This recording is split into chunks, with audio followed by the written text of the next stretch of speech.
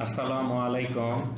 On behalf of Ahsan Academy, let me welcome you to a presentations on Cerebrum. This is the part one of this presentation. This area is the introductory part and will contain some general aspect also. Objective of this presentation is to discuss the basic idea on the nervous system, and we will discuss the study plan of the organs of the central nervous system and the features present on the surface of the cerebrum, including the mapping of the lobes on the superlateral surface of the cerebrum. Then last slide will be on the structure visible on transverse section of cerebrum.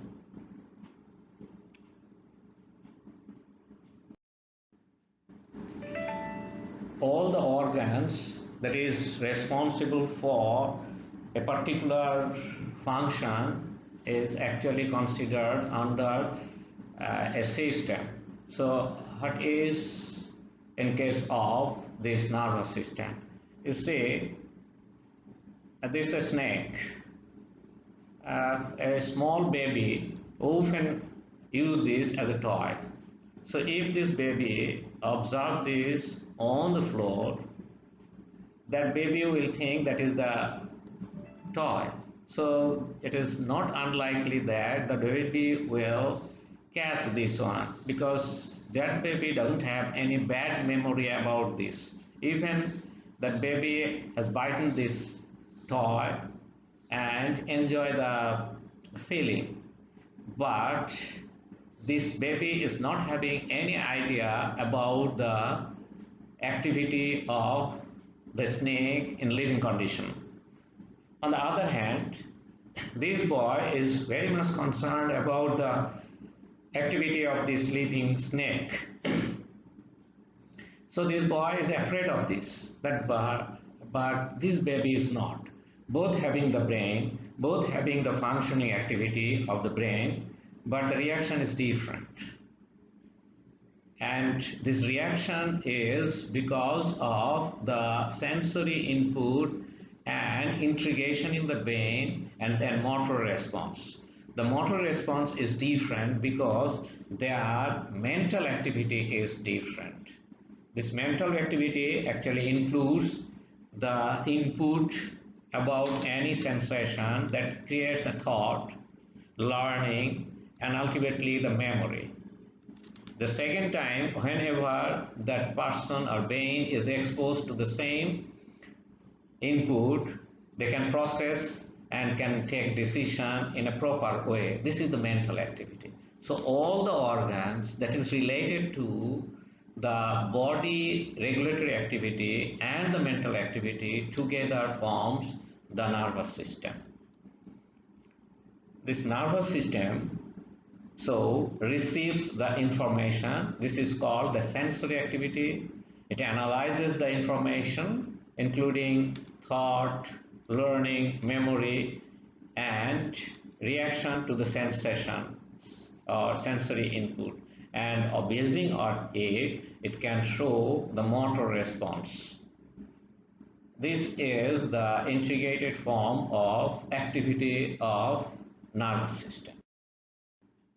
Nervous system comprises of central component that lies within the cranial cavity and the vertebral canal, and the peripheral nervous system that comes out of these places and spreads all over the body. So central nervous system comprises of brain and spinal cord. You can see the brain, the upper swollen portion is the brain, and the cord-like structure is the spinal cord, and the nerve included in the peripheral nervous system. That includes the 12 pairs of cranial nerves and 31 pairs of spinal nerves. Functionally, the nervous system comprises of two components, the somatic and the autonomic. The somatic portion is concerned with the innervation of voluntary structure, means the structure that those are under our control of will. but autonomic part, this is concerned with the innervation of involuntary structure, means that runs automatically. Like I can give one example. Whenever we take food, the food enters into the stomach. After that, this remains under control of stomach itself. Then it pushes the food to the duodenum. So this is automatically controlled. We cannot control this function. This is the example of autonomic components of nervous system that controls this function. The brain comprises of three components. To identify, it is better to identify the mid portion. This is the midbrain. This midbrain is better visible on median section. That's why I've taken a median section of the brain and showing one half. This is the right half of the brain looked from the medial aspects. So this part is the midbrain. So above this is the component parts of the forebrain, and below is the component parts of hindbrain. The forebrain mainly comprises of two cerebrum, and cerebrum has cerebral hemisphere, and this mid part is the diencephalon. The diencephalon has thalamus, hypothalamus, epithalamus, and metathalamus.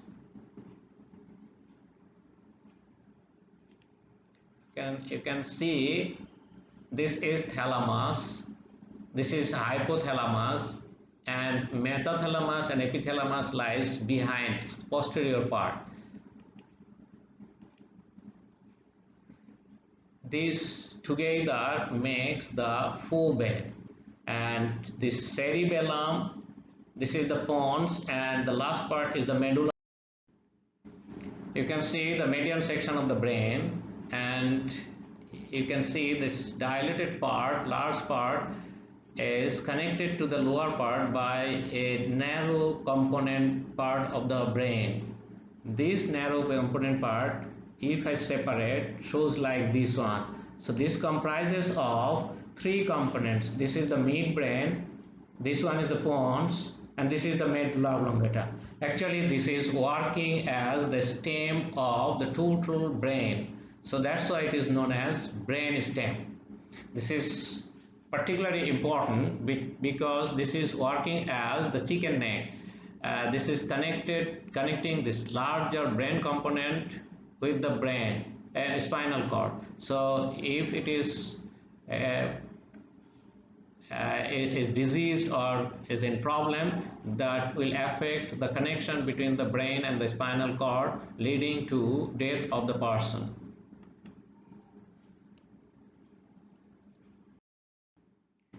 Let us plan how to express the brain in front of an examiner. So we should hold the brain, total brain, with the two hands to show its anatomical position, and we can every case we should remember the position of that structure within the cranial cavity or within the vertebral canal. Specifically, its position should be practiced. Then we should practice the gross feature present on the surface and components present inside the brain, and we should try to correlate the functions, and we should correlate it with the structure. The brain means the central nervous system having one component that lies within the cranial cavity is the brain, and that lies within the vertebral canal is the spinal cord. This brain made of this cerebrum. Cerebrum has cerebral hemisphere and the diencephalon. The word diencephalon means between brain. Cerebrum is the largest portion of the brain. That's why it is considered as the main part of the brain, and often it is known as brain. And this diencephalon, though it is part of the cerebrum, this lies totally hidden by the cerebral hemisphere in between. So it is known as between two brains. Encephalon means brain and dia means between. You can see the cerebellum, this one is the cerebellum, and then this in front of this is the midbrain area. Below this is the pons, and this one is the medulla oblongata. Actually, the cerebral hemisphere and diencephalon together forming the forebrain, and this is the midbrain. I have taken below the cerebellum because I want to show these three forming the brain stem. So these are the component parts of the central nervous system lying within the cranial cavity. To show the brain to the examiner, we should hold it with the two hands first, and often you will be given this brain to show the surface feature. So then we should make one hand free like this one to show the different features and keep the brain on the left hand. It is better to keep on the left hand so that we can make free other hand and can show the features. For showing the features, we must use some stick or the forceps or even pencil, the tip narrowed down. So with that we can show the different features. Let us see this from the median part, and you can remember this is the midbrain, and if you want to see the midbrain in the living a normal brain which is complete, not section medially to separate the two halves, then you can see the midbrain through the inferior surface only. This is the place where the midbrain is situated above forebrain, so this below hindbrain. So above we will get the cerebral hemisphere and the diencephalon, below pons, cerebellum and medulla oblongata. This cerebrum having two component part, you see this is named as telencephalon, that is cerebral hemisphere. They are two in number. Telencephalon is embryological name.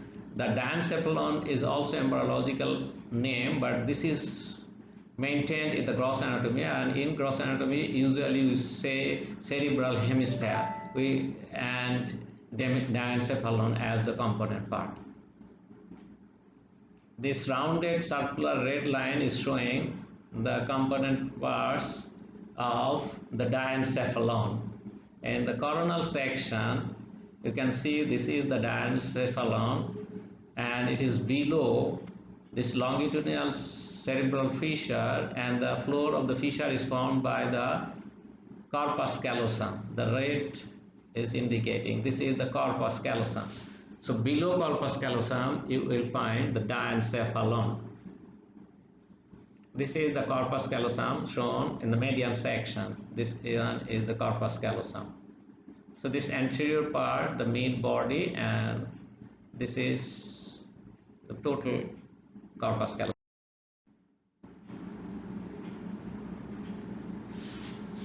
How we should demonstrate the features? We should expose the surface in this form and can show the longitudinal cerebral fissure, and you can see the floor is formed by the corpus callosum. You can see the body of the corpus callosum. Anterior part is hidden and posterior part is also hidden. If we want to see the midbrain, we should go from the inferior surface. This is the position of the midbrain. If we want to express the other part of the brain, you cannot see the other parts from above or from the side. You have to upside down the brain to see from the inferior surface other component parts, like this is temporal lobe, this one is the pons, this is cerebellum, this is medulla oblongata. From the inferior surface most of the parts are exposed. On the superlateral surface and the medial surface of the cerebrum, you can see many elevations and depressions. The elevations are known as gyrus, singular number, and gyri is the plural number. The depressed area, these are sulci. Sulci is the plural number and sulcus is the singular number. So we should see and practice the name of those and practice how to show each of them on the surface. Let us discuss one by one. You see, this is the brain, cerebrum, superlateral surface of the cerebrum. This is anterior side, and this one is the anterior side, and this is posterior side. You can see this is the anterior side, and this one is the posterior side of this one. This is the anterior side, and this is the posterior side. So we can identify the frontal pole. This is the pole, frontal pole. Right indicator is showing and arrow are showing the frontal poles, and this is the occipital pole from the back. This is the occipital pole, and others are shown by the red arrows. This blue arrow is indicating this temporal pole, and this is temporal pole here in the inferior surface. Now let us discuss the border. Three borders are there. To show the three borders, we should use the fingertip, or we can use some sticks or pencil. So the superomedial border, inferolateral border, and inferomedial border. You see, this is the frontal pole. From there, this is the superomedial border. So superomedial border you can see here, and you cannot see here. So we can show from posterior to anterior or anterior to posterior, frontal pole to occipital pole. This one. And the second one is the inferolateral border. It starts from the frontal pole, goes posteriorly, and it is outer part to the occipital pole. This is the superolateral border, and anterior part of the superolateral border is known as superciliary part of the inferolateral border. Inferomedial border starts from the frontal pole, goes straight back, hooks round the brainstem, then again straight to the occipital pole. So this is mid part is curved, and in between, this is in between anterior part and the posterior part. So anterior part is the medial border of orbital surface. That's why it is known as medial orbital border. It is making the medial border of the hippocampal gyrus. That's why it is known as hippocampal part. And the posteriorly, this is medial occipital part. So this having three component parts. To show that, we may use this pencil or sticks also.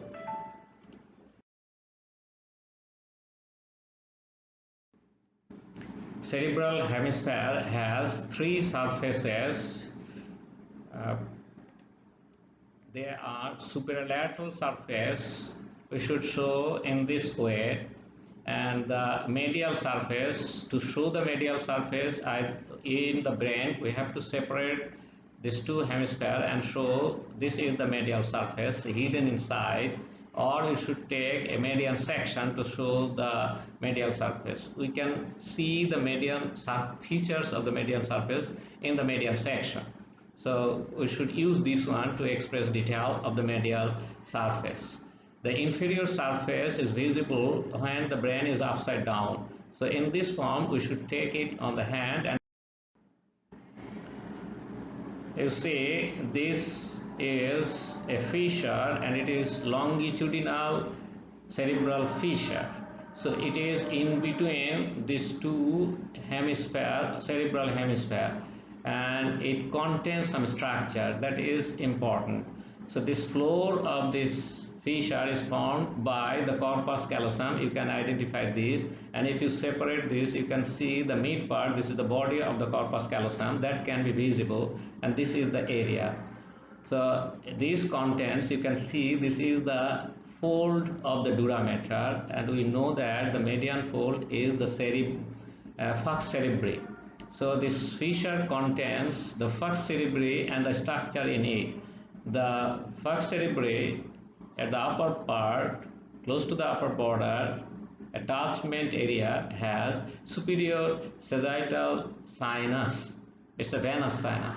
This is inferior sagittal sinus. In between, there are some veins connecting these two in the folds. The fissure also contains the structure outside this fold. This is the artery, and this is anterior cerebral artery, and vein usually accompanies this one. So we'll get these two structure here, and this one is the posterior cerebral artery, gives one branch and a small part here in the posterior part. So these are the structure present in this sulcus.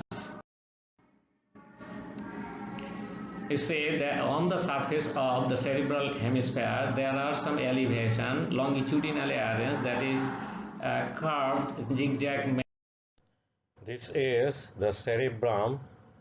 This is two cerebral hemisphere seen from above. So we can see this is the superolateral surface of the right side, and this one is the anterior end, means frontal pole. Then this border is superior-medial border, and this is going to up to the occipital pole. So these two borders are separated by a longitudinal fissure. This is the medial longitudinal fissure that separates the two cerebral hemisphere. So let us see the features. So if you point this midpoint between anterior and posterior end, this is the midpoint. If we go 1 centimeter behind that midpoint, we'll get a deep sulcus running on either side up to the lateral sulcus. So this one is the central sulcus. How do we identify this central sulcus? How can we confirm this is the central sulcus, this is not? Because this fissure has started from there, another fissure is starting from here, and it is a bit posterior. So why we are telling this is the central sulcus? You see, the first point is it starts just behind the midpoint of the superior-medial surface, superior-medial border. Now you see this is one sulcus, this is central sulcus, but this is also starting from the border and running inferiorly and going up to the lateral sulcus. So you may be confused about it. This is posterior. So what is the second supporting point for this one as the central sulcus?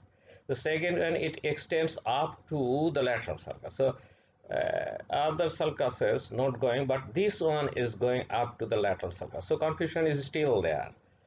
Now third point is the sulcus is accompanied by two parallel gyra.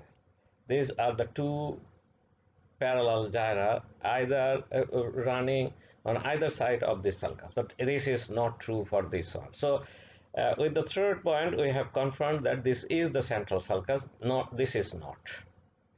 So these 3 points are the support for identification of the central sulcus present on the superolateral surface of the cerebral hemisphere.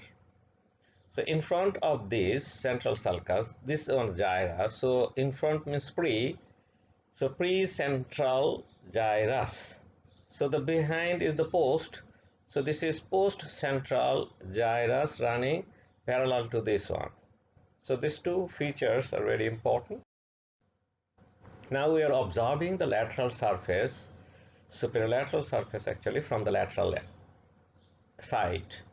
So we can identify this is the central sulcus satisfying all the 3 points, and this is pre-central gyrus, and this is the post-central gyrus. So this is another deep sulcus. This is the temporal pole. You see, this pole is temporal pole. This temporal pole is separated from this area by a deep sulcus. This is lateral sulcus. So the lateral sulcus is running posteriorly and superiorly. Immediately you have seen it is giving two branches. This is one, this is another. So this is almost horizontal, so this is known as anterior horizontal, and this is relatively vertical, so this is known as anterior ascending. Posteriorly, this also again divide. One continues posteriorly, another it gives branch vertically. So this is the lateral sulcus. So very deep, and this surface dips here inside, and we can separate these lips of the lateral sulcus by retractor. I can see that deep to this lies part of the outer cortex here. This is insula. So you can see it on transverse section that this surface is deeply seated, and if we separate the lip, we can see this cortex. This is insula. This is occipital pole, and this one is the superiomedial border. So if you follow superiorly for about 5 centimeters, you'll get a deep sulcus that is present on the lateral, it is extending actually on the superolateral surface, and also it is longer on the medial surface. So we can identify this deep sulcus. This is known as parieto-occipital sulcus. This is the medial surface of the cerebral hemisphere. We cannot separate it without cutting this corpus callosum, because this is connecting these two halves. This is the fornix, we have to cut it. We have to cut the interthalamic adhesion. This is the thalamus, and a small footover like bridge. This is footover bridge like structure. This is known as interthalamic adhesion. So we have to cut it, and then we have to cut the brainstem and cerebellum to separate this. Even we have to cut this small feature, and this is the pituitary gland. So this is in the midline, so we have to cut it and separate the brain, and we'll get the medial surface completely visible. So this one is the corpus callosum, and above this we can see, and below and anterior and below and posterior we can see the medial surface. Let us see the features. You see, we have discussed, this is the occipital pole, and about 5 centimeters, if we run along this border, this is the superomedial border, we'll get the parieto-occipital sulcus. This is small part going on the superolateral surface, but major part going to the medial surface, and it meets one.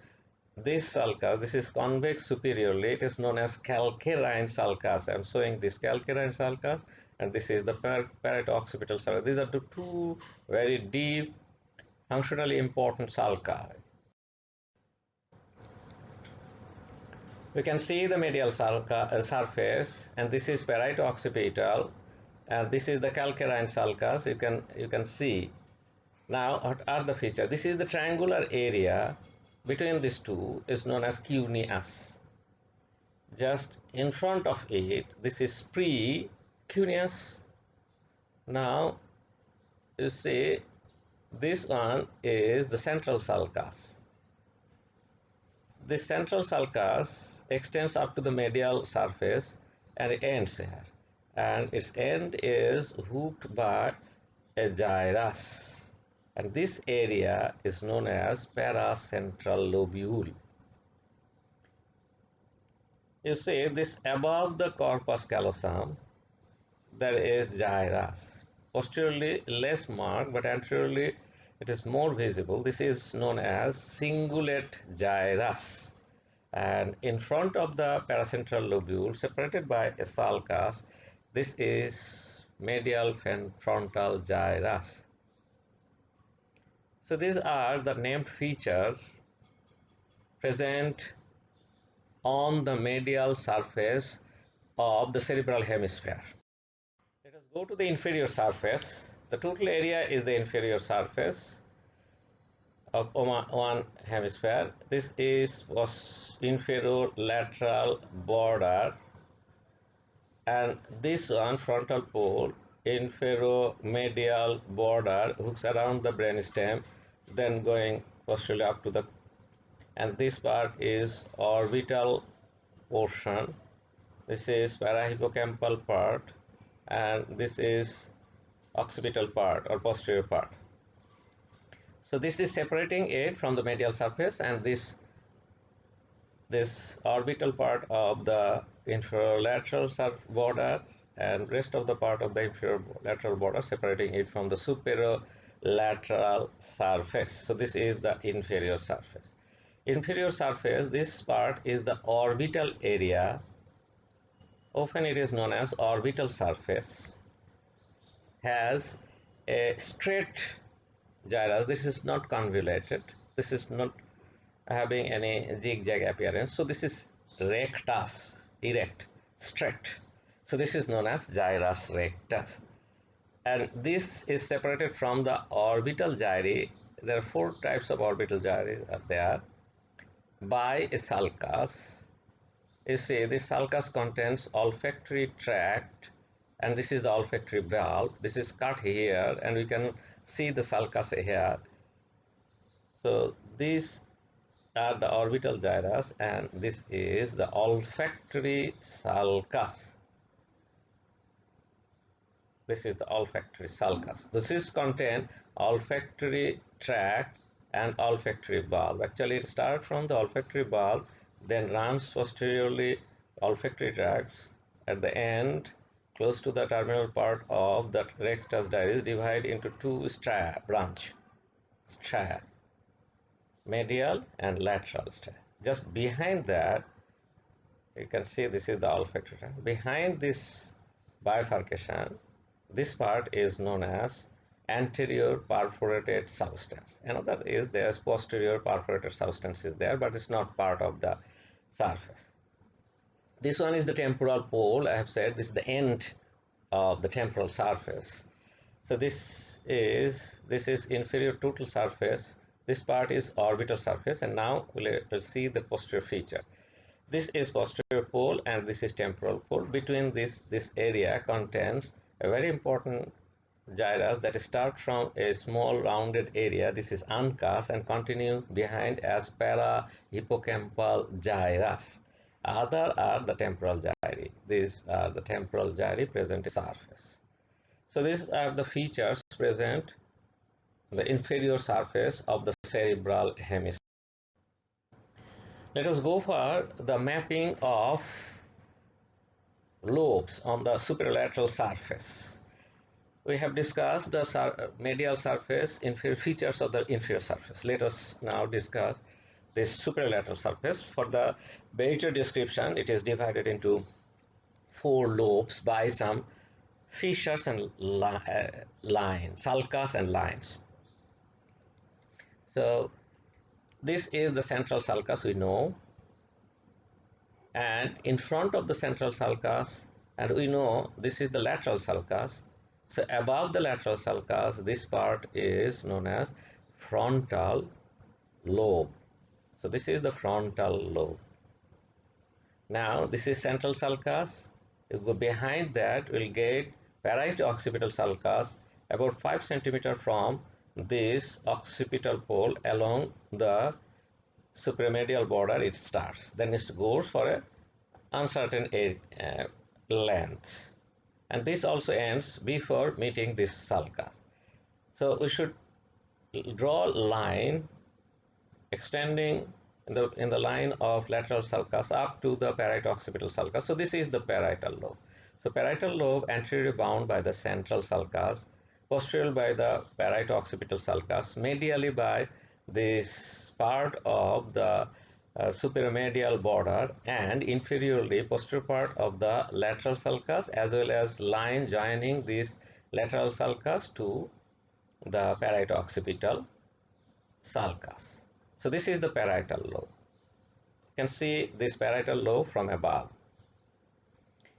Behind this is the occipital lobe. So if it doesn't extends up to the inferior lateral border, then we have to draw a line extending up to this. So now this area, rest of the area is bounded. This is below the lateral sulcus and line joining it to the parieto-occipital sulcus. Line drawn up to the inferolateral border from that is in line of parieto-occipital sulcus, and above this one is the inferolateral border up to the temporal pole. So this is the area known as temporal lobe. So we'll be able to map the lobes on the superior lateral surface of the cerebral hemisphere. Let us see the features one by one on the lobe surfaces. So this is the frontal lobe. We understand it is in front of the central sulcus indicated by the arrow. This is the central sulcus. So in front of the central sulcus we will get one gyrus. This is known as precentral gyrus. So in front of that, this is one sulcus. So this is precentral sulcus. Now we are getting part of the frontal lobe in front of the precentral sulcus. There are two definite sulci. This is one and this is another. So these two are the frontal sulci, and one is superior, the next one is the inferior. So in between we'll get 1, 2, 3 gyri. So this is superior and this one is inferior. In between this is the middle. So these are the features present on the superlateral surface. When we map it, it will be in the frontal lobe. You see, this is the parietal lobe. We know this is behind the central sulcus, in front of the parieto-occipital sulcus, lateral to this border. It is the superomedial border, and this is the lateral sulcus extending up to this one, this parieto-occipital sulcus. So this is the parietal lobe. And we'll get, this is the posterior side, so we'll get, this is post central gyrus. So this one is the post-central sulcus. Here, the rest of the part of the parietal lobe have one definite sulcus. So this is intraparietal sulcus. So definitely parietal lobe has two gyri, superior and inferior gyri. You may have some other convolutions, but total these are not uniform in all beings. That's why it is not named grossly. So we know already the boundary of the temporal lobe. This is the temporal lobe. So we know this is parieto-occipital sulcus that it should extend up to this border. This is inferolateral border of the cerebral hemisphere. This is lateral sulcus. We know if we extend it behind, that will meet here.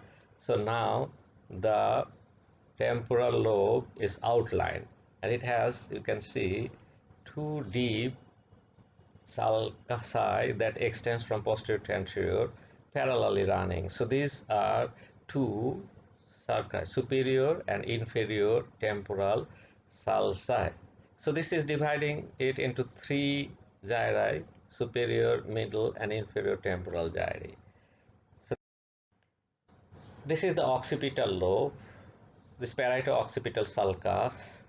If you draw the line behind, extended up to the inferolateral border, it's up to the occipital pole, superomedial border, parieto-occipital sulcus, extending the line up to this border. is the occipital pole. So now you can summarize, this is the frontal pole, you know the boundary, this is the parietal pole, this is the temporal pole, and this is the occipital pole, and has definite outline. This is central sulcus, parieto-occipital sulcus, and this one is the lateral sulcus. Let us, this one is the transverse section. If brain within the cranial cavity has taken out, often we will get this type of photographs in our museum and also in gross anatomy laboratory. Let us identify the features present here in the transverse section. This is insula, you can see. Now this one, a very deep fissure, longitudinal fissure, often it is termed as median longitudinal fissure of cerebrum. So this is a deep fissure present here. This is the frontal pole, and it extends up to the corpus callosum. The anterior part of the corpus callosum is known as genu of the corpus callosum.